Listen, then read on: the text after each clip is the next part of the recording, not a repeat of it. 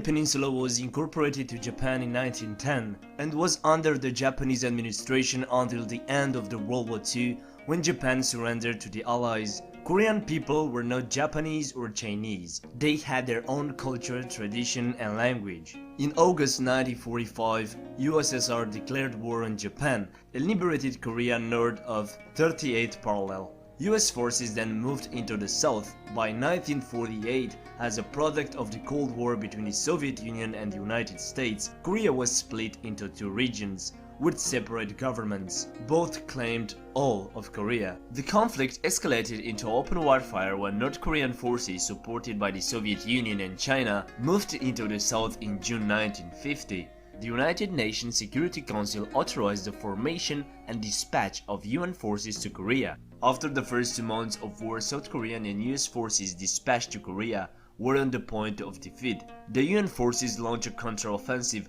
pushing back the North Koreans at the border with China. But in October 1950, mass Chinese forces crossed the border and entered the war. The last 2 years of fighting became a war of attrition. There were still fights, but with small achievements. The fighting ended on 27 July 1953 when an armistice was signed. The agreement created the Korean DMZ to separate the North and the South Korea. However, no peace treaty was ever signed, so theoretically these two sides are still at war.